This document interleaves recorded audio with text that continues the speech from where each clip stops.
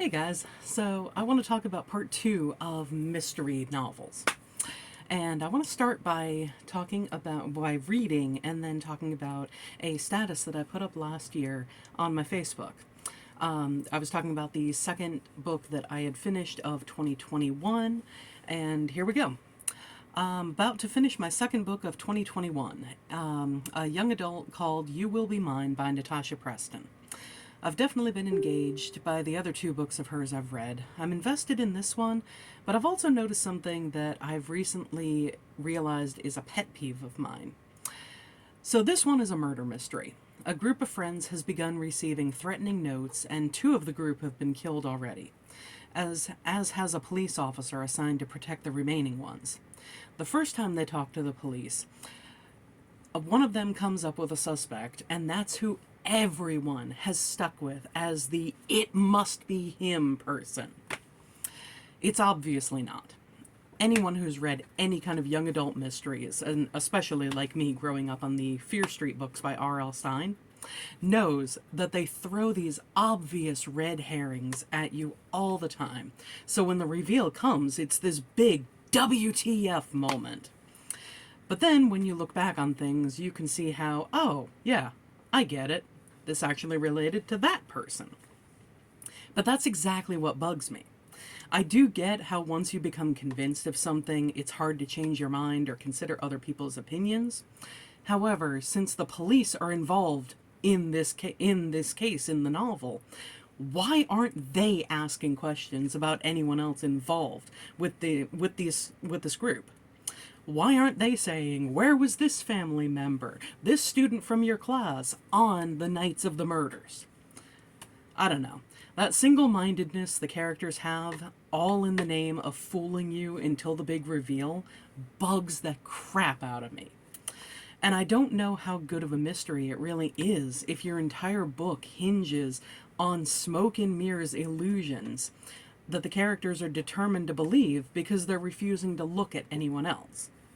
Not to mention, I straight up guarantee the guy they're suspecting is actually dead, or the guy they're suspecting is actually dead, and has been for a while. And if I remember correctly with that book, I was right, that character had died. Well, rather been murdered by the one who it actually was. But yeah, that is something that tends to bother me in mysteries. Like I said last video, I love a good mystery.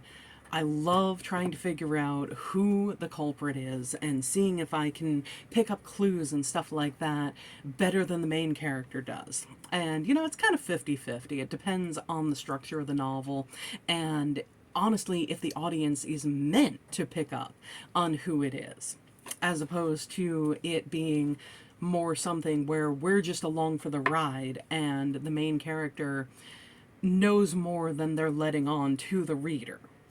You know, Sherlock Holmes stories do that a lot. You know, Holmes has figured things out, and you're basically Watson. You're the normal person along for the ride, not really knowing what is going on in this brilliant brain that is figuring out the case. But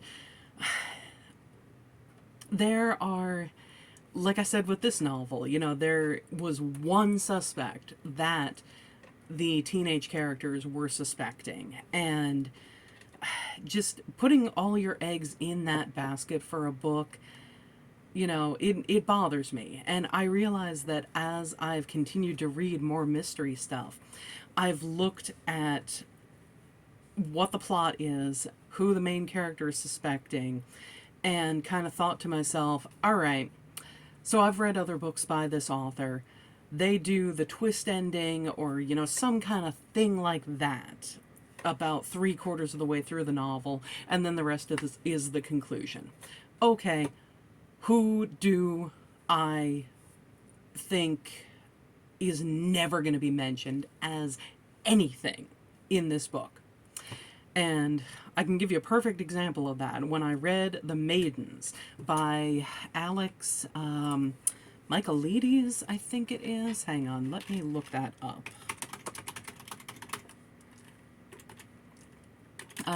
Yes, Alex Michaelides. So his first book, what was it called? It was The Silent Patient.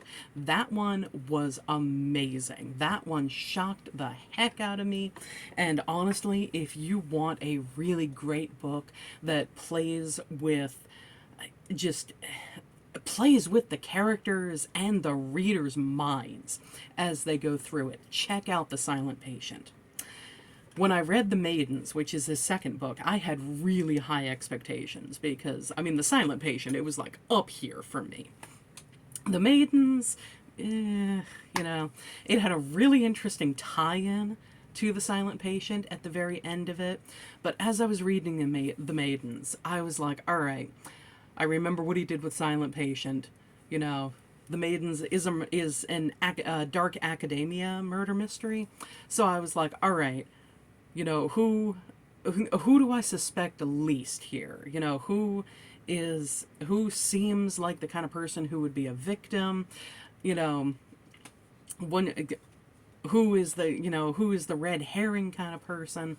And I can't remember if I figured out the red herring person correctly, but the one who was actually behind things, yeah, I was like, all right, yeah, it's got to be this person. And I was right. No spoilers in case you do want to go read it, in case you would enjoy that kind of thing. It was middle of the road for me. But again, Silent Patient, definitely recommend. 10 out of 10, read it. It is awesome. So, I would like to I'm probably going to do a part 3 of this, talking about more mystery books. I will actually grab ones off of my shelves that, I can specifically point out and not have to Google the author's name in the middle of a video. But anyway, yeah, I hope you enjoyed hearing about that. Again, You Will Be Mine by Natasha Preston. I definitely recommend, even though it kind of bothered me that they only suspected one person, she does write interesting stuff. I will say I like her earlier stuff better because she actually has endings with the earlier things, even if they're not always satisfying. Her later stuff, and she's still putting out books. I think one is coming out in the next few months, if I'm not mistaken, and I believe it's called The Island.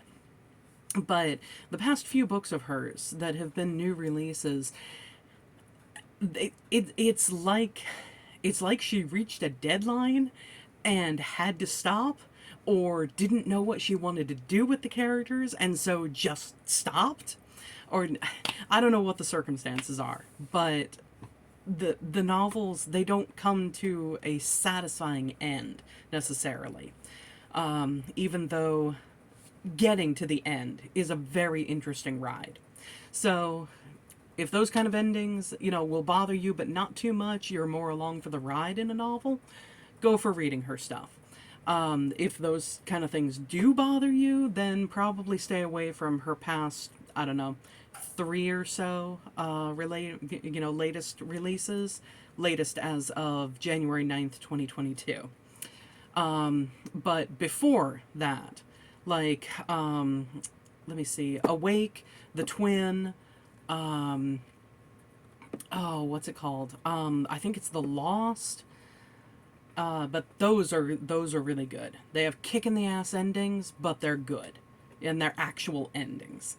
Again, Silent Patient, definitely recommend. Maidens, if you want to check it out, but definitely judge him more by The Silent Patient rather than The Maidens.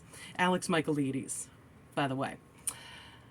So, I am definitely going to do a part 3. I will pull some books off my shelves and be able to hold them up for you guys to see. Actually, they will be flipped because that's the way it works with the camera phone. But yeah, I'll see if I can link them in the description box below. Amazon link, something like that, if you want to purchase anything. Thanks for watching. Like, subscribe, comment, all that good stuff. Let me know how I'm doing. Let me know what you'd like to see me talk about next. Give me book recommendations. Tell me what you think of the ones I've talked about in these videos. Thanks, and I'll see you later. Bye.